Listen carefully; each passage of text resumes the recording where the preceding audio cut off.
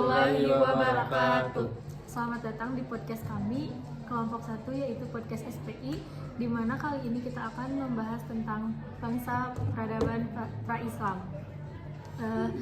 Baik, saya izin memperkenalkan diri dulu. Di sini saya Aulia Tertia Argianti sebagai moderator dan teman saya Risma Rohaiti. Saya Muhammad. Baik, jadi di sini saya akan membacakan dulu latar belakang mengenai peradaban bangsa pra-Islam.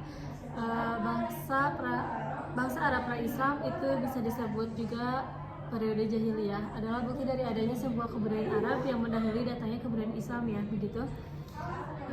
Langsung saja ke materi pertama yang akan disampaikan oleh Muhammad.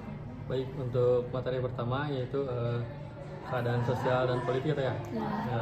Yang pertama ada keadaan sosial. Keadaan sosialnya yang pertama adalah sistem kabilah.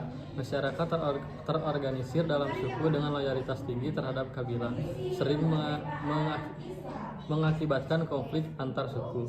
Dan yang kedua, peran perempuan. Perempuan memiliki status rendah, sering dianggap sebagai harta milik, dan praktik penguburan bayi perempuan masih ada. Dan dalam keadaan politiknya, desentralisasi, tidak ada pemerintahan pusat.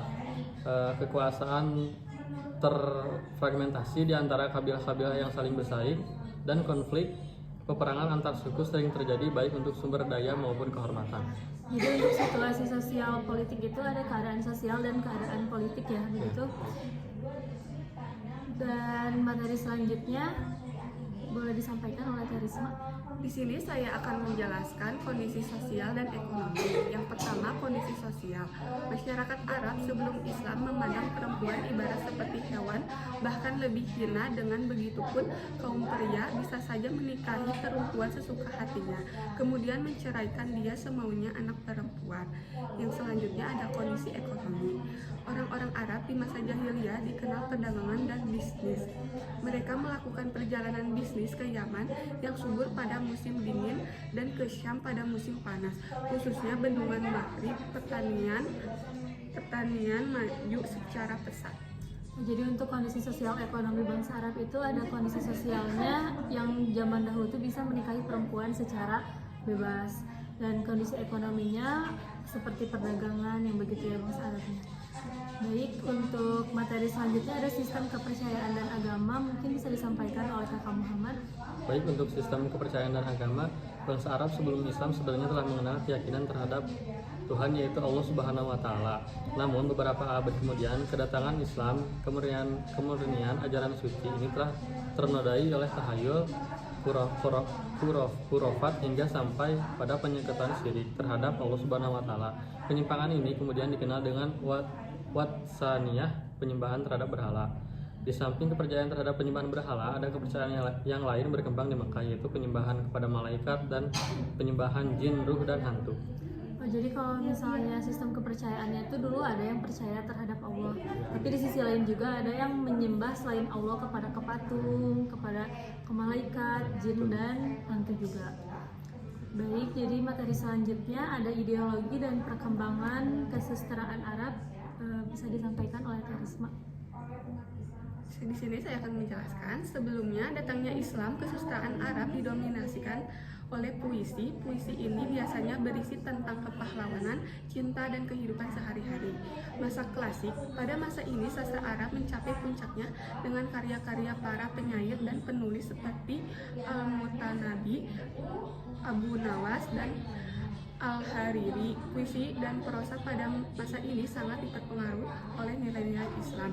Yang selanjutnya ada masa pertengahan. Kesusastraan Arab berkembang dengan munculnya genre baru seperti Makhamat dan Risalah.